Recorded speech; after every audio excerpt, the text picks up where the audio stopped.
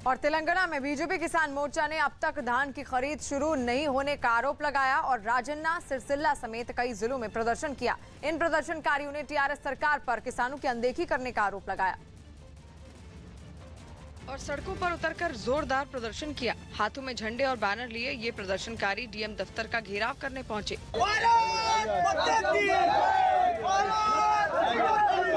उन्हें रोकने के लिए पुलिस ने वहां बैरिकेड की दीवार खड़ी कर दी, लेकिन प्रदर्शनकारी भी आर पार की लड़ाई की मूड में दिखे। एक तरफ प्रदर्शनकारी बैरिकेड हटाने के लिए डटे नजर आए, तो दूसरी तरफ पुलिस फोर्स उन्हें ऐसा करने से रोकने में जुटी रही। मगर आखिर में प्रदर्शनकारियों ने बैरिकेड को गिराकर ही दम लिया। इसके बाद पुलिस ने इन प्रदर्शनकारियों को हिरासत में लेकर ट्रक में बैठाना शुरू कर दिया। नवाब मलिक ने देवेंद्र फडणवीस को नोटिस भेजा। एनसीपी नेता नवाब मलिक ने देवेंद्र फडणवीस को कानूनी नोटिस भेजकर ड्रग्स मामले में अपने दामाद पर लगाए गए आरोपों के लिए माफी मांगने की मांग की। ऐसा नहीं करने पर उन्होंने अपनी बेटी के जरिए 5 करोड़ की मानहानि का केस करने की धमकी दी।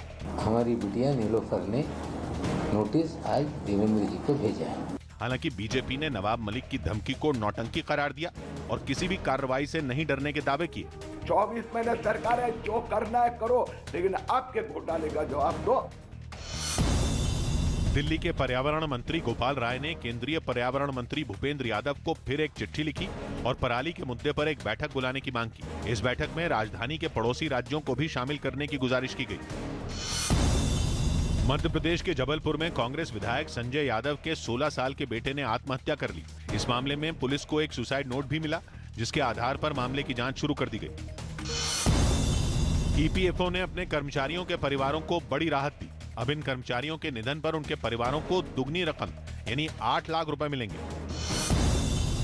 उत्तर प्रदेश के मुख्यमंत्री योगी आदित्यनाथ ने मेरठ में पैरालंपिक्स के 17 पदक वीरों का सम्मान किया। शहर के सरदार वल्लभ भाई पटेल कृषि विश्वविद्यालय में इस सम्मान समारोह का आयोजन किया गया, जिसमें टोक्यो पैरालंपिक्स में मेडल जीतने वाले पदक वीरों को करीब 32 करोड़ रुपए बांटे गए।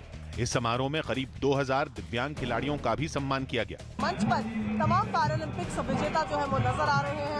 टोक्यो में भारत के 54 खिलाड़ियों ने 19 पदक जीतकर नया इतिहास रचा था। उन खिलाड़ियों को सम्मानित करने के लिए ही ये समारोह रखा गया, जिसमें सीएम समेत केंद्रीय मंत्री अनुराग ठाकुर भी शामिल हुए। कोरोना महामारी के बावजूद टोक्यो पैरालंपिक में भारतीय खिलाड़ियों ने जो कार्य किया है, जो प्रदर्शन किया है, वो अब तक का सबसे बेहतरीन प्रदर्शन है। और तेलंगाना में बीजेपी किसान मोर्चा ने अब तक धान की खरीद शुरू नहीं होने का आरोप लगाया और राजन्ना, सिरसिल्ला समेत कई जिलों में प्रदर्शन किया। इन प्रदर्शनकारियों ने टीआरएस सरकार पर किसानों की अनदेखी करने का आरोप लगाया और सड़कों पर उतरकर जोरदार प्रदर्शन किया। हाथों में झंडे और बैनर लिए ये प्रदर्शनकारी डीएम दफ्तर का घेराव करने पहुंचे।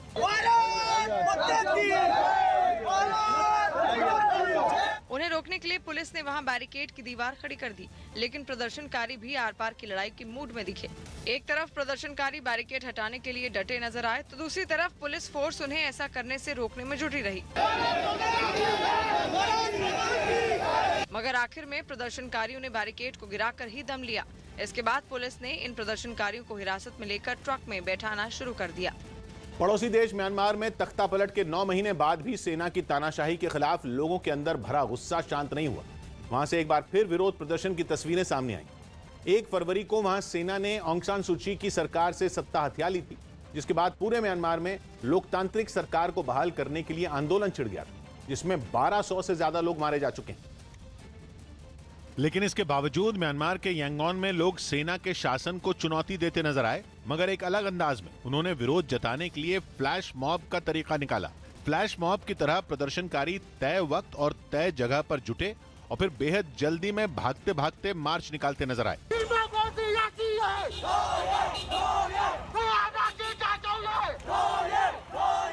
प्रदर्शनकारी इतने गुस्से में थे कि उन्होंने टायर फूंककर रास्ते भी ब्लॉक कर दिए और गला फाड़ नारेबाजी करते दिखे।